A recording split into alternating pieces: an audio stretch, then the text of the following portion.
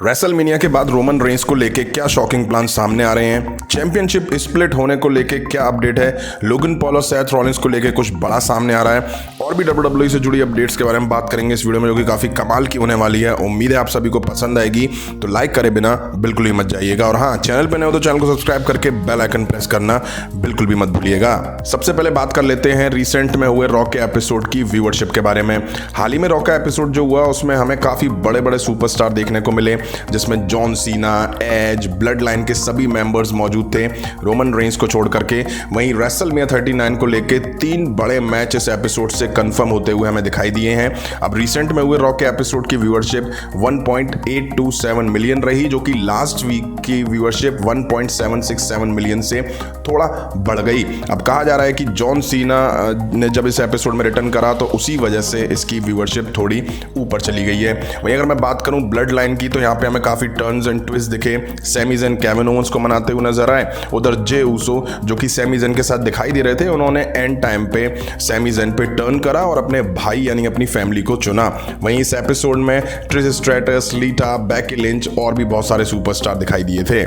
अब बात कर लेते हैं रोंडा राउजी के बारे में। जैसा कि हाल ही के रॉ के एपिसोड में 6 women tag team match confirm होता हुआ दिखाई दिया, जो कि damage control versus Becky Lynch, Trish stratus, लीटा के बीच रेसलमेनिया में हमें देखने को मिलेगा।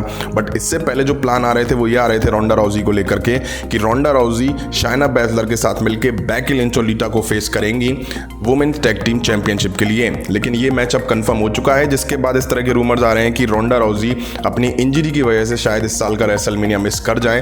अब कुछ रिपोर्ट्स दावे कर रही हैं कि रोंडा राउजी रेसलमेनिया 39 तक अपनी इंजरी से हील अप हो जाएंगी और वो रेसलमेनिया में मैच लड़ती हुई दिखाई देने वाली हैं। बेशक WWE ने 6 women tag team match confirm कर दिया हो, बट बताया जा रहा है कि रोंडा राउजी के लिए WWE कुछ टर्न्स एंड ट्विस्ट दिखाने वाली है, जिससे हमें रेसलमेनिया में रोंडा राउजी का मैच शायद कंफर्म होता हुआ दिखाई देगा।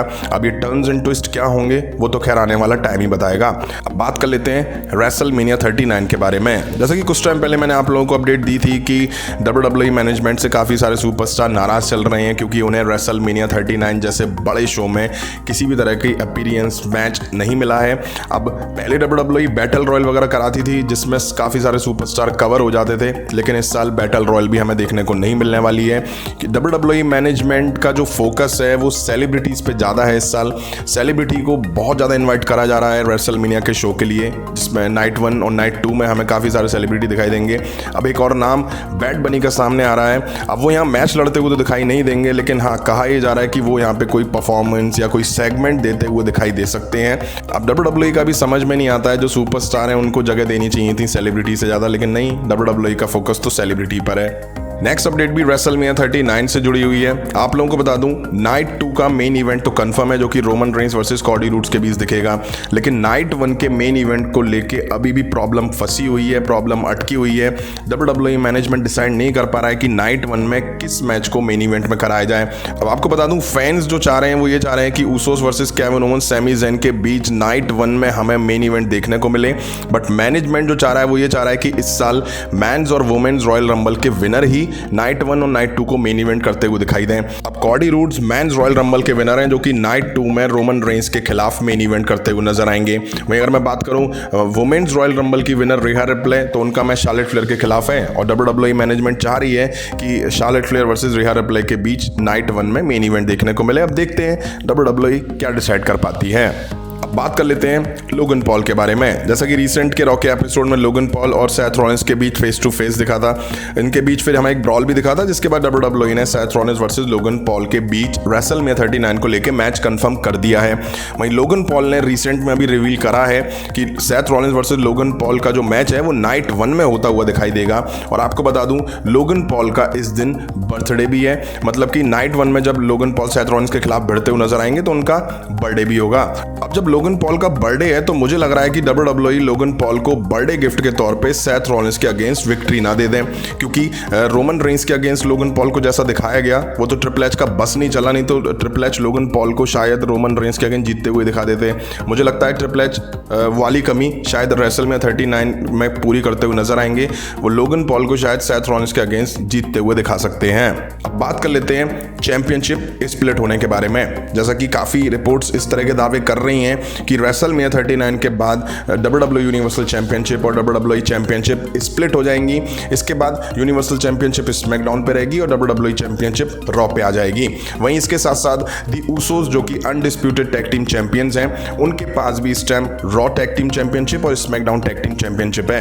अब कुछ रिपोर्ट्स दावे ऐसे कर रही हैं कि WWE यूनिवर्सल चैंपियनशिप और WWE चैंपियनशिप को अभी स्प्लिट नहीं करने वाली है। WWE सबसे पहले टैग टीम चैंपियनशिप को स्प्लिट करेगी, जिसके बाद SmackDown tag team championship SmackDown पे और raw tag team championship raw brand पे हमें देखने को मिलेगी। उसके बाद फिर WWE रोमन रेंस के पास जो अनडिस्प्यूटेड WWE यूनिवर्सल चैंपियनशिप है उनको स्प्लिट करेगी। अब देखते हैं क्या होता है। अब बात कर लेते हैं ट्राइबल चीफ रोमन रेंस के बारे में। जैसे कि रोमन रेंस आने वाले पेपर व्यू रेसलमेनिया 39 के लिए कॉडी रूड्स के अगेंस्ट स्केड्यूल है, वो वहाँ पे नाइट 2 में हमें मैच लड़ते हुए दिखाई देंगे। वहीं इस तरह के काफ़ी रूमर्स आ रहे थे कि रोमन रेंस रेसलमेनिया 39 के बाद ब्रेक लेंगे या वो WWE में दिखाई नहीं देंगे, लेकिन अब रिपोर्ट जो आ रही हैं उसमें एक क्लियर हो रहा है कि रोमन रेंस हमें रेसलमेनिया 39 के बाद भी देखने को मिलेंगे। अब आप लोगों को बता दूं, Roman Reigns king and queen of the ring pay per view जो सऊदी अरेबिया में होने वाला है उसके लिए एडवर्टाइज करे जा चुके हैं। हालांकि मैच किसके अगेंस्ट लड़ेंगे वो अभी क्लियर नहीं है। वहीं रोमन रेंस को लेकर के एक इंटरेस्टिंग मैच सामने आ रहे हैं जो कि शायद बैकलैश में होते हुए दिखाई देंगे। आप लोगों को बता दूं, बैकलैश पहले मई 2023 में होने वाला था जो कि king and queen of the ring pay per view से पहले होता, लेकिन अब कहा जा रहा है कि शायद बैकलैश पेपर व्यू को WWE जून में शिफ्ट कर देगी। वहीं अब जो रोमन रेंस को लेकर के मैच सामने आ रहे हैं उसमें कहा जा रहा है कि रोमन रेंस यहाँ पे ट्रिपल थ्रेट मैच में देखने को मिल सकते हैं। पहला तो वो ये होगा कि Roman Reigns versus Cody roads versus Seth Rollins के बीच बैकलैश में हमें ट्रिपल थ्रेट मैच देखने को मिल सकता है। अगर WWE इस प्लान के साथ नहीं जाती है तो फिर हमें Roman Reigns 6 man tag team match में दिखाई दे सकते हैं, जो कि Roman Reigns, Jimmy Uso, Jey Uso versus Cody Rhodes, Sami Zayn और केविन ओवंस के बीच होगा। वहीं रॉ के एपिसोड में इस तरह की पिच भी हमें मिली है कि कॉडी रूड्स ने सैमी ज़ेन को सेव करा था और बैक स्टेज कॉडी रूड्स और केविन ओवंस बातचीत करते हुए दिखाई दिए थे। तो हो सकता है कि ब्लड लाइन के अगेंस्ट ये तीनों सुपरस्टार एक पेज पर आके ब्लड लाइन को फेस करें।